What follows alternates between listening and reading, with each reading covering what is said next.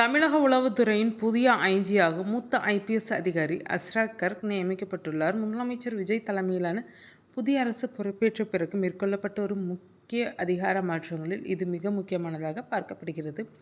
இருப்பினும் கடந்த கால நிகழ்வுகளை முன்வைத்து தமிழக வெற்றிக் கழகம் உள்ளிட்ட சில தரப்பினர் இந்த நியமனத்தை பார்த்து வியந்து வருகின்றனர். 2004ஆம் ஆண்டு பேட்ச் ஐபிஎஸ் அதிகாரியான அஸ்ரா கார்க் தமிழக காவல்துறையில் ஒரு நேர்மையான மற்றும் கண்டிப்பான அதிகாரி என்ற பிம்பத்தை கொண்டவர்.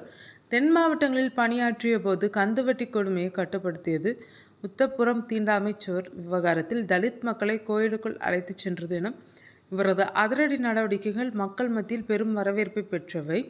சிபிஐயிலும் பணியாற்றிய அனுபவம் கொண்ட இவர் தற்போது வடமண்டல ஐஜியாக பணியாற்றி வந்த நிலையில் உளவு பிரிவின் பொறுப்பு வழங்கப்பட்டுள்ளது. கடந்த 2025 செப்டம்பர் மாதம் கரூரில் தமிழக வெற்றிக் கழகத்தின் தலைவர் விஜய் பங்கேற்ற பொதுக்கூட்டத்தில் ஏற்பட்ட கூட்ட நெரிசலில் 41 பேர் உயிரிழந்தனர். இந்த துயர சம்பவம் தொடர்பாக சென்னை உயர்நீதிமன்றம் ஒரு சிறப்பு விசாரணை படையை அமைத்தது. அந்த விசாரணை குழுவின் தலைவராக நியமிக்கப்பட்டவர் அஸ்ரா கர்க். அந்த சமயத்தில் அஸ்ரா கர்க் தலைமையிலான குழு தமிழக வெற்றிக் கழக நிர்வாகிகளிடம் நடத்திய விசாரணை மிக கடுமையானதாக இருந்ததாக கட்சி தரப்பில் குற்றம் சாட்டப்பட்டது. குறிப்பாக கட்சியின் பொதுச் செயலாளர் புசி ஆனந்த் உள்ளிட்டோர் மீது வழக்கு பதிவு செய்யப்பட்டதும், கட்சியின் முக்கிய புள்ளிகள் விசாரணை வளையத்திற்குள் கொண்டு வரப்பட்டதும் பெரும் பரபரப்பை ஏற்படுத்தியது. அப்போது தமிழக வெற்றிக் கழக தரப்பில் உச்சநீதிமன்றத்தில் மனு தாக்கல் செய்யப்பட்டது. சிபிஐ விசாரணை கோரி அவர்கள் நடத்திய சட்ட போராட்டத்தின் விளைவாக இறுதியில் இந்த வழக்கு சிபிஐக்கு மாற்றப்பட்டது குறிப்பிடத்தக்கது.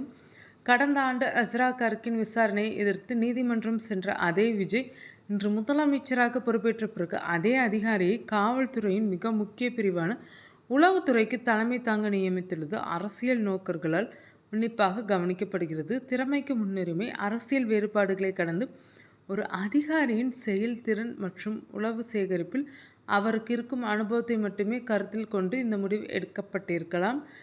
உளவுத்துறை என்பது அரசின் கண்கள் மற்றும் காதுகளாக செயல்படும் பகுதி. அங்கு சமரசமற்ற ஒரு அதிகாரி இருப்பது ஆட்சிக்கு வலு சேர்க்கும் என முதல்வர் விஜய் கருதியிருக்கலாம். கடந்த காலத்தில் தன் கட்சிக்கு எதிராக விசாரணை நடத்தினாலும் தற்போது அரசின் நிர்வாக தேவைக்காக அவரை பயன்படுத்துவது விஜயின் அரசியல் முதிர்ச்சியை காட்டுவதாக அவரது ஆதரவாளர்கள் சமூக வலைதளங்களில் பதிவிட்டு வருகின்றனர். எது எப்படியாயினும் கரூரில் தங்களுக்கு எதிராக நின்ற ஒரு அதிகாரியை ஆட்சிக்கு வந்த பிறகு உயர் பதவியில் அமர்த்துவது விந்தையானது என எதிர்க்கட்சிகள் விமர்சித்து வருகின்றனர். குறிப்பாக தமிழக வெற்றிக் கழகத்தின் அடிமட்ட தொண்டர்கள் மத்தியில் இந்த நியமனம் ஒருவித அதிருப்தியை ஏற்படுத்தியுள்ளது. எங்கள் தலைவர்களே கைது செய்ய துணிந்த அதிகாரியை உளவுத்துறை தலைவராக ஏற்பது கடினம் என ஒரு தரப்பினர் கூறி வருகின்றனர். தமிழக அரசின் இந்த அதிரடி மாற்றத்திற்கு பின்னால் உள்ள உண்மையான அரசியல் கணக்கு என்ன என்பது வரும் நாட்களில் உளவுத்துறையின் செயல்பாடுகளை வைத்தே தெரிய வரும்.